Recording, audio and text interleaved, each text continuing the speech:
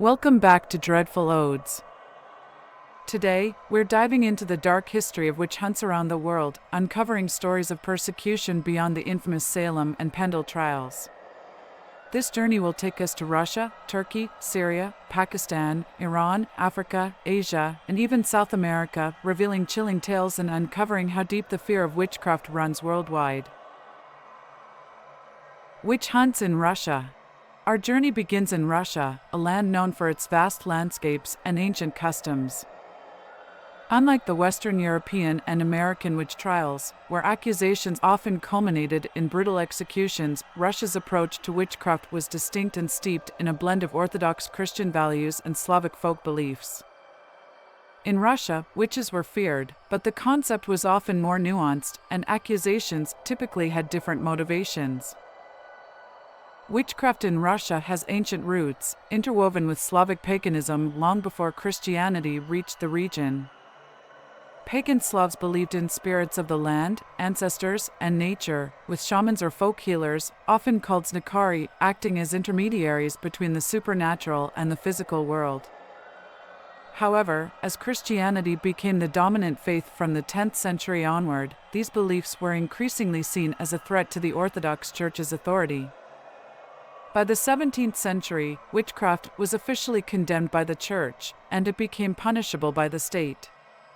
However, Russian beliefs around witches differed greatly from the common European depiction. Russian witches, or vedma, were seen less as agents of the devil and more as individuals using forbidden or malevolent folk magic. They were often accused of causing illness, crop failures, and family misfortune, but weren't thought to be Satan's servants. Notable witchcraft cases and trials in Russia.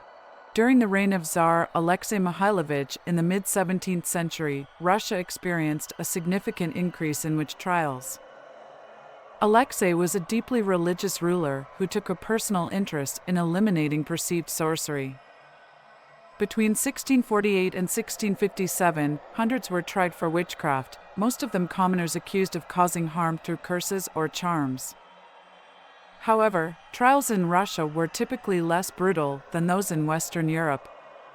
Rather than public burning or hanging, the Russian court might impose whipping, forced labor, or exile, though torture was sometimes used to extract confessions. A well-known case involved a man named Ivakhikim Petrov, a notable religious figure and outspoken critic of the Russian Orthodox reforms, who claimed that sorcerers were widespread and that their influence had reached even the highest ranks of society. His writings spread fear of witchcraft among the public, heightening suspicion toward anyone practicing folk medicine or rituals. Unique Russian practices and superstitions. Russian witch hunts were also shaped by a distinct set of folk beliefs. For instance, it was thought that witches could cast curses using items like chicken bones or herbs, and that they could inflict harm by simply casting a gaze on their victims. This led to a popular custom. If someone suspected they'd been cursed, they might consult a znakari or a village healer who would use counter-charms or herbal remedies to lift the curse.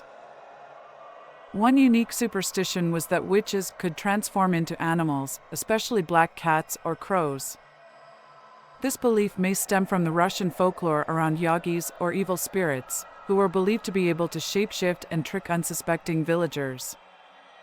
Even into the 19th century, it was common for people to take precautions against suspected witches, such as hanging protective herbs or charms around their homes.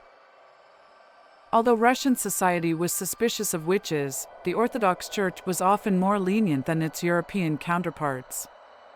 In many cases, witchcraft was seen as a civil crime rather than a religious one. People accused of witchcraft were sometimes required to pay fines, suffer physical punishment, or live in exile. While this might seem harsh, it was far less severe than the widespread executions seen in Western Europe. Notably, Russian witch hunts declined by the late 17th century, partly because the government shifted its focus to political threats rather than supernatural ones. The legal approach became more skeptical toward witchcraft accusations, with the Tsarist government issuing decrees that discouraged baseless allegations. Witch hunts in the Ottoman Empire and Syria. Welcome to Chapter 2, where we delve into witch hunts in the Ottoman Empire, primarily in what we now know as Turkey and Syria. Throughout history, these regions have had complex views on witchcraft, shaped by both Islamic law and regional folklore. In the Ottoman Empire, witchcraft accusations were rare but documented, as authorities prioritized maintaining order over strictly prosecuting alleged witches. Witchcraft in the Ottoman Empire was often treated differently from Western Europe, where accusations led to public trials and executions. Ottoman authorities generally viewed witchcraft as a lesser crime compared to heresy or treason. Instead of public burnings, those accused of sorcery in the empire might face exile, fines, or imprisonment. The Istanbul witch trial of 1622. In Istanbul, in 1622, one of the most documented cases involved a woman accused of practicing witchcraft to harm others. The authorities intervened after complaints from locals, leading to a formal inquiry. During the trial, the accused defended herself, claiming she only used herbs for healing, not curses. She was eventually fined rather than imprisoned or executed, reflecting the Ottoman approach of punishing but not always criminalizing those accused of sorcery. Another well-documented instance occurred in Bursa in 1673, where a woman was accused of using spells to attract the love of a wealthy merchant's son. After a series of testimonies, she was found guilty of practicing seer magic and faced a hefty fine but avoided harsher punishments. This case shows that accusations could arise from personal and social grievances rather than broader witch hunts. Syria, with its deep-rooted blend of Islamic and pre-Islamic folklore, has long had local beliefs surrounding witchcraft and the supernatural. Though the Ottoman Empire ruled Syria until the early 20th century, the cultural traditions of Syria itself often influenced beliefs in the supernatural. In contrast to the Ottoman approach, where witchcraft was seen as a minor offense, communities in Syria often had stronger reactions to individuals believed to use harmful magic. The Homs incident of 1947. In 1947, in Homs, Syria, a woman named Layla was accused of practicing witchcraft after a series of illnesses and crop failures affected her village. Rumors spread that Layla had cursed families who wronged her, leading locals to confront her. Authorities were called in, and Layla was arrested, but later released due to a lack of evidence. Damascus witch hunt of 1953. Another notable case in Damascus occurred in 1953, involving accusations against a group of women believed to be using charms to break up marriages. Local leaders brought them before the authorities after receiving several complaints. The accused were interrogated and eventually fined for creating public disturbances, though no substantial evidence of sorcery was presented. In both Turkey and Syria, women were often at the center of witchcraft accusations. This dynamic reflects broader societal anxieties about women's roles and influence within their communities. Women who practiced traditional healing or were seen as too independent risked being labeled as witches or sorceresses, especially in times of crisis. While fear of witchcraft has diminished in Turkey and Syria, these historical cases reveal how easily accusations can arise from social tensions, misunderstandings, and cultural fears. Today, there is an increasing understanding of these events as historical reflections of broader societal issues rather than literal witchcraft. Community awareness programs and historical research help to demystify these beliefs, providing modern perspectives on age-old fears. Witch hunts in South Asia, Pakistan, and India. As we travel farther east, we arrive in South Asia, where belief in witchcraft and sorcery has deep roots. In countries like Pakistan and India, stories of witches have been woven into folklore for centuries.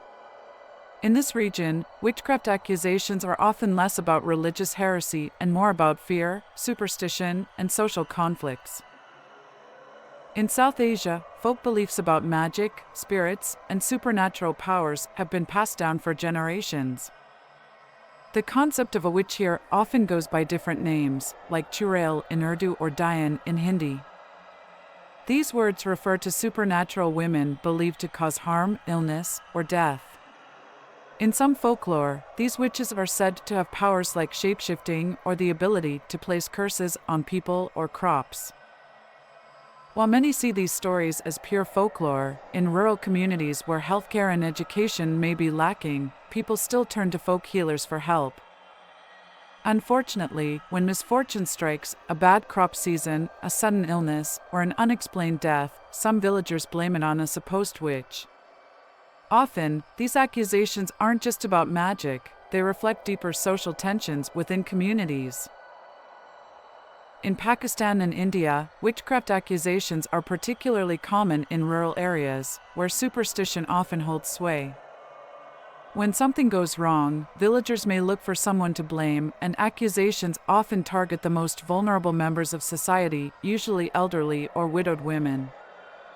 A typical accusation might begin when a villager falls ill, and a healer, called a pir or baba, is brought in to investigate. If the healer suspects foul play, they might accuse someone of witchcraft, sometimes naming an older woman living alone. These accusations can lead to violence, with the accused often being isolated, shunned, or even attacked.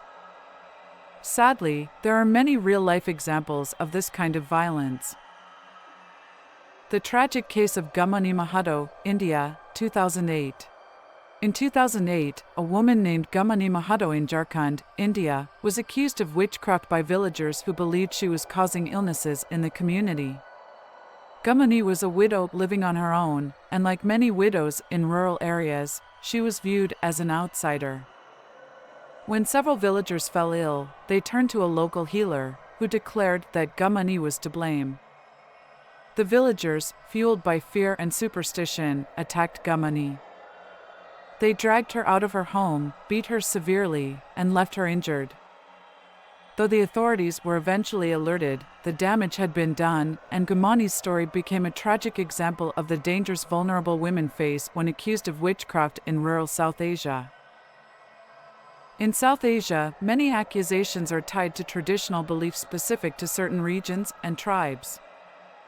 For example, in Pakistan's Sindh province, tribal groups hold strong beliefs in spiritual forces, and certain healers claim to have the power to lift curses or remove spirits. This reliance on traditional healers has also led to exploitation. Some healers take advantage of people's fears, demanding money or goods to cure them from supposed witchcraft.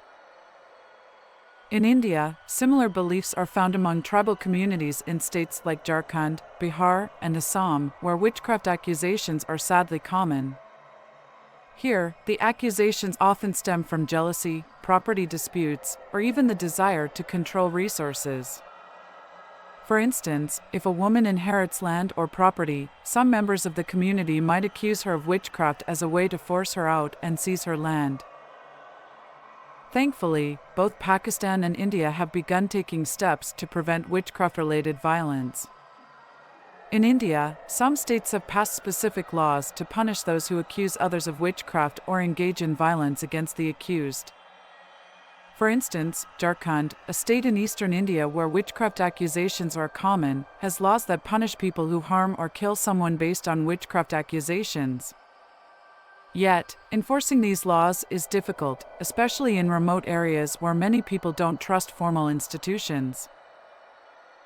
In Pakistan, while there isn't a specific law against witchcraft accusations, general laws against harassment, violence, and defamation can be applied. However, fear of witchcraft and curses is so ingrained in some communities that it can be hard to bring cases to court, and the accused often feel they have no protection. Human rights organizations in both countries are working to educate communities, spreading awareness about the dangers and unfairness of these accusations. Witch hunts in Iran. Leaving South Asia, our journey brings us to Iran, a land of rich history, ancient belief systems, and mysticism. While Iran's approach to witchcraft has been shaped by a mix of Zoroastrian, Islamic, and local folk traditions, accusations of sorcery and witchcraft have occasionally led to tragic consequences, especially for those on the fringes of society. In Iranian culture, belief in the supernatural is a blend of pre-Islamic traditions and Islamic teachings. Zoroastrianism is one of the world's oldest religions, originated in ancient Persia, and its influence can still be seen in modern-day Iran. Zoroastrianism emphasized the battle between good and evil, light and darkness, and these dualistic beliefs left a lasting mark on how Iranians view supernatural forces. Later, Islamic mysticism, or Sufism, contributed to the belief in powerful jinn, spirits, and the evil eye, which some people still wear charms to protect against. Iranians have long consulted spiritual healers and used protective amulets and rituals to ward off evil. However, this mystical culture also left room for fear and suspicion, especially when things went wrong in people's lives. Though Iran did not experience large-scale witch hunts on the level of Europe, accusations of sorcery have surfaced in different eras. Historical records suggest that during the Safavid Empire, 1501 to 1736, there was a marked increase in religious conservatism, and some people were accused of seer, the Arabic and Persian word for witchcraft or sorcery. The Safavid rulers imposed strict Shia Islamic laws, and accusations of heresy or sorcery sometimes targeted individuals who practiced non-Islamic or unorthodox rituals. The Case of Kur. The Case of Kur in 2005 references a series of local incidents in Iran where people in certain regions, including the town of Kur, faced accusations of witchcraft and sorcery. These accusations were linked to societal tensions and traditional beliefs, with some Iranian officials reportedly making statements about the potential influence of supernatural forces in society. This case was emblematic of sporadic instances in the early 2000s when cultural superstitions led to accusations of sorcery. The Case of Kur in 2005 aligns with larger political and religious dynamics in Iran. In the early 2010s, Iranian clerics and hardline factions accused several associates of then-President Mahmoud Ahmadinejad of engaging in sorcery and summoning genies, particularly amid tensions between Ahmadinejad and Supreme Leader Ayatollah Ali Khamenei. This clash highlighted the influence of mystical beliefs in political power struggles in Iran, especially as accusations of supernatural practices served as a way to question legitimacy and loyalty within the government. For example, in 2011, Esfandiar Rahim Mashiai, a close ally of Ahmadinejad, was publicly accused of practicing sorcery, as hardline clerics sought to undermine his influence. The claim that Mashiai and others used occult practices or summoned genies illustrates how accusations of witchcraft and sorcery in Iran can intersect with political agendas and reinforce traditional clerical authority over modernizing or reformist elements in the government. The role of folk healers and traditional beliefs. In rural Iran, traditional healers, known as hakims or tabibs, play a central role in treating illnesses, interpreting dreams, and offering advice on life's mysteries. While many of these healers are respected for their herbal knowledge, some claim to have mystical powers, such as communicating with spirits or lifting curses. When things go wrong in these villages, villagers sometimes suspect a healer or even accuse others of invoking curses. Iranian authorities, influenced by both Islamic and secular law, discourage these practices and classify most supernatural beliefs as superstition. However, the reliance on traditional healing practices is still strong in rural areas, where many people lack access to formal health care. This mix of beliefs, isolation, and limited resources creates an environment where accusations of witchcraft can sometimes surface. Next, our journey takes us to Africa, where beliefs in witchcraft and magic are intertwined with history, culture, and tradition. Witchcraft here has ancient roots, and accusations of witchcraft continue to impact communities to this day. African witch hunts have unique causes, often shaped by cultural beliefs, economic conditions, and social tensions. But they were also influenced by European imperialism, which brought its own ideas and judgments about witchcraft. Belief in witchcraft has a long history across the African continent. In many African societies, supernatural powers are thought to be part of the natural order, with certain individuals believed to have the ability to cast spells, communicate with spirits, or even harm others. known by different names depending on the region, such as Jinn in North Africa, Ndoki in the Congo, or Mchai in East Africa. Witches are often blamed when unexplained misfortunes occur, such as illness, failed crops, or sudden deaths. Witchcraft accusations in Africa have long targeted vulnerable groups, especially the elderly, children, and individuals with unusual physical or mental conditions. However, these accusations took on new dimensions during the period of European colonization. When European powers arrived in Africa in the late 19th century, they brought with them different attitudes toward witchcraft. European missionaries and colonial officials viewed African beliefs in witchcraft as backward and primitive, often using these terms to justify their rule over local populations. European colonial powers introduced new laws and legal systems that dismissed African spiritual beliefs, but they also instigated a new kind of witch hunt, one that condemned traditional healers and spiritual leaders as a way to weaken local power structures. Missionaries, in particular, were determined to eliminate what they saw as pagan practices. They established Christian missions, discouraging or outright banning traditional practices, including rituals tied to witchcraft. This interference caused tension within communities, as people were forced to choose between their cultural beliefs and the new religion imposed upon them. This dislocation often left communities fractured, leading to a rise in accusations as villagers sought to explain their misfortunes or punish those perceived as resisting change. In regions like the Congo and South Africa, colonial governments also capitalized on fears of witchcraft to control the population. By criminalizing witchcraft, they could arrest or punish those who opposed colonial rule, sometimes labeling tribal leaders as witches to strip them of their power. The case of Nyambene Hills, Kenya, 1920s. In the 1920s, a series of witchcraft-related events took place in Nyambene Hills, Kenya, a region deeply affected by colonial rule. The colonial authorities, concerned about growing resistance from tribal leaders, began to crack down on witchcraft. They accused local leaders and healers, who often acted as resistance figures, of practicing witchcraft to intimidate the population. One of these leaders was Mwathi, a spiritual figure in the community, who was accused by the colonial authorities of cursing people and spreading anti-colonial sentiments. Mwathi was arrested, and his trial became a widely publicized example of colonial power targeting traditional African beliefs.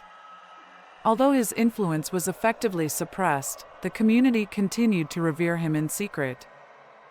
The case showed how colonial powers used accusations of witchcraft to disempower traditional leaders and control communities.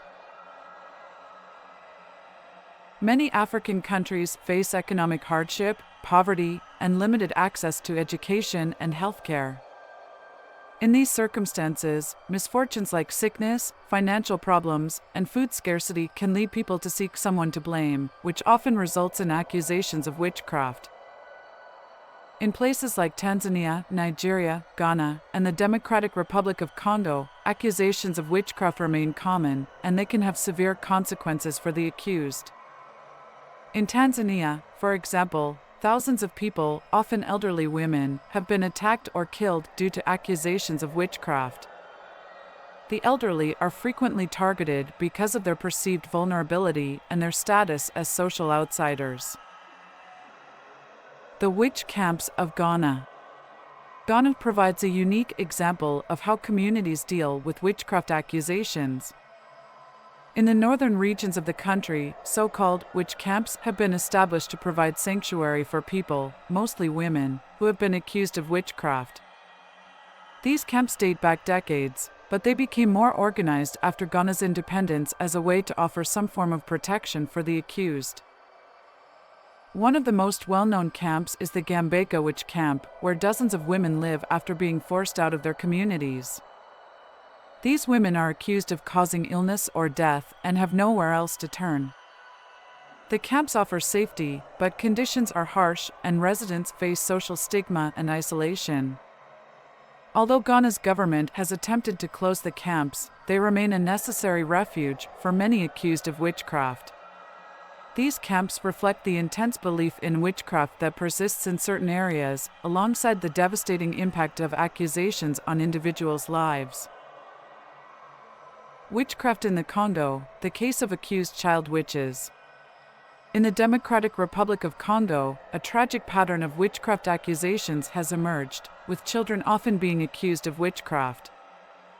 The practice is particularly common in cities like Kinshasa, where religious leaders of certain Pentecostal churches claim they can identify child witches. These accusations frequently arise when families experience hardships like job loss, illness, or the death of a loved one, and the blame falls on a child as the cause of the misfortune. The tragic story of Mwandu. One heart-wrenching example is the story of Mwandu, a young boy from Kinshasa.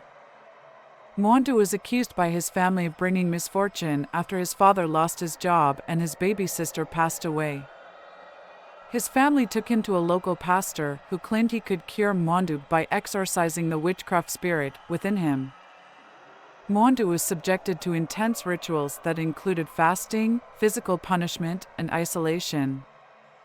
He eventually ran away, becoming one of many children living on the streets after being cast out by their families. Mwandu's story is one of thousands. Some children survive by finding refuge with organizations that work to protect them, but many end up facing abuse, hunger, and poverty. These accusations reflect a deep-seated belief in the supernatural, but also show how poverty and social pressures can lead people to scapegoat the most vulnerable. Some efforts are being made to address this issue, with human rights organizations and local authorities working to raise awareness about child protection and the dangers of witchcraft accusations. Many African nations have started implementing laws against witchcraft-related violence, and some even have initiatives aimed at educating communities about the harmful effects of witchcraft accusations. In Tanzania, laws exist to protect elderly women from violence, and campaigns are underway to raise awareness about their rights. Similarly, organizations in Ghana work to educate communities about witchcraft accusations and support women in reintegrating with society. Despite these efforts, enforcing such laws is challenging, particularly in rural areas where traditional beliefs are deeply rooted. The role of education is critical. By promoting understanding and compassion, advocates hope to reduce the frequency of witchcraft accusations and the violence they cause. Witch hunts in Southeast Asia. In Southeast Asia, beliefs in magic, spirits, and witchcraft are woven deeply into cultural life. Countries like the Philippines, Indonesia, and Malaysia have unique histories of witchcraft and supernatural beliefs, often tied to ancient animistic and shamanistic traditions. Here, witch hunts often target individuals believed to wield dark powers, with accusations typically arising during times of misfortune or illness. Let's explore how these beliefs have influenced witch hunts in Southeast Asia, shaped by the region's diverse cultural history and traditional practices. Belief in supernatural forces is prominent across Southeast Asia, with each culture having its own interpretations of magic and witchcraft. Many of these beliefs stem from animism, the idea that spirits inhabit objects, animals, and natural features like trees and rivers.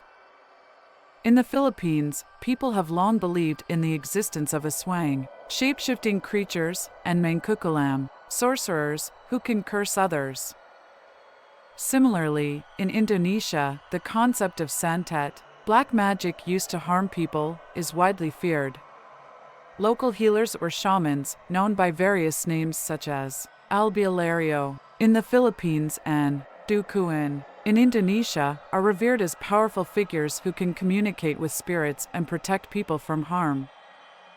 However, if community tensions or unusual misfortunes occur, these same figures, or others suspected of supernatural abilities, can quickly become targets of witchcraft accusations.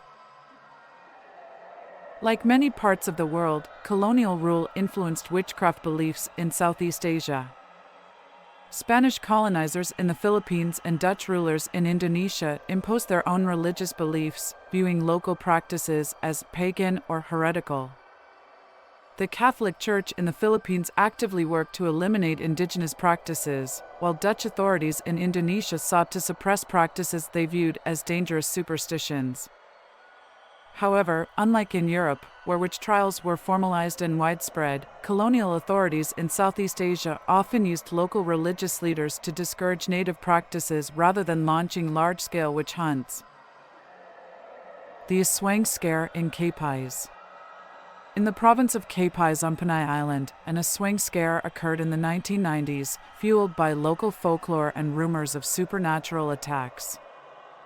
A series of unusual deaths and illnesses in the community led to widespread fear, with villagers suspecting an Aswang was responsible. This fear escalated, with people identifying certain individuals as potential Aswang and avoiding or ostracizing them. One woman, Aling Maria, a known healer in the community, was targeted after rumors circulated that she had transformed into an Aswang to harm her neighbors. Although she had no direct ties to the deaths, her mysterious lifestyle and the herbs she used for healing led many to accuse her of witchcraft. Fearful for her safety, Aling Maria was forced to flee her village, seeking refuge with family elsewhere. The story of the Aswang scare shows how quickly superstition can turn against individuals in times of social anxiety. Indonesia, the case of Santet and the Dukuin. In Indonesia, the Dukuin is a respected figure, often a healer, spiritual advisor, or sorcerer who wields considerable power within the community. Dukuin are both revered and feared, as they are believed to have the ability to heal, remove curses, or invoke spirits. However, accusations of Santet, a type of black magic, can place Dukuin under suspicion, especially during times of crisis, such as illness or natural disasters. The Santet witch hunts in Banyuwangi, 1998. One of the most tragic cases of modern-day witch hunts occurred in the Indonesian region of Banyuwangi, East Java, in 1998. A wave of violence erupted as hundreds of people were killed in what is now known as the Santet killings. This period of mass hysteria began after economic hardship and political tensions created a sense of fear and paranoia within the community. Many Dukuin and other individuals were accused of practicing Santet, allegedly using black magic to harm others. Mobs would gather to hunt down suspected witches, sometimes burning down homes or brutally killing those accused. These killings were partly fueled by the belief that certain individuals had caused harm through supernatural means. While the government eventually intervened, the tragedy of Banyuwangi highlighted the devastating impact of witchcraft accusations in times of social unrest. Malaysia, the influence of Bomo and spirit beliefs. In Malaysia, a Bomo is a traditional healer or witch doctor who uses rituals, herbs, and spiritual powers to treat illnesses or protect people from evil spirits. Bomo are especially popular in rural areas where belief in spirits and supernatural forces remains strong. People often consult Bomo for a wide range of issues, from health problems to personal disputes.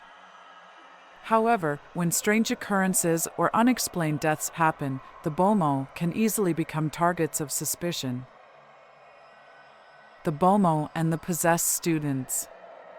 In 2016, a case in Malaysia highlighted the cultural beliefs surrounding Bomo and spirits.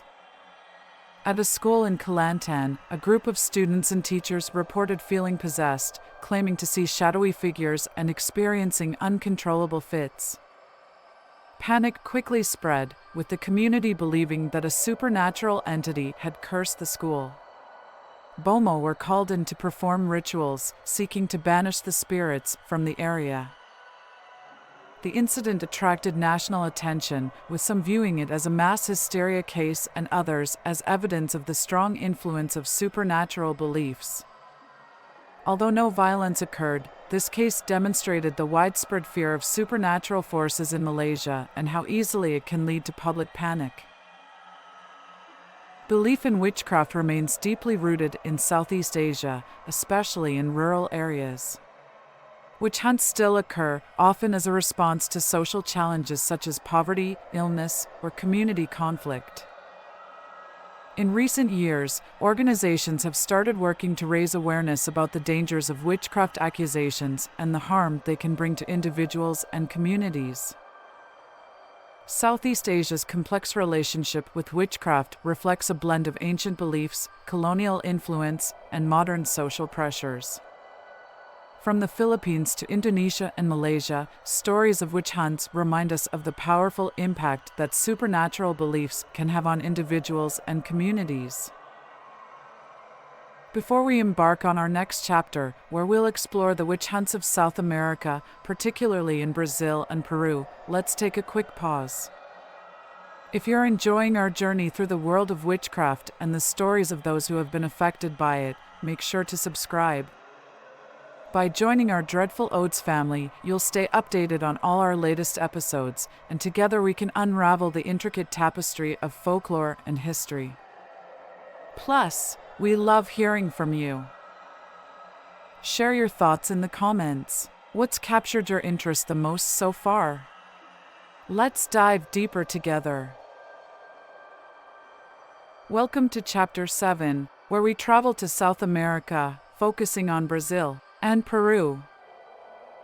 This region is rich in cultural diversity, with deep-rooted traditions surrounding witchcraft and supernatural beliefs.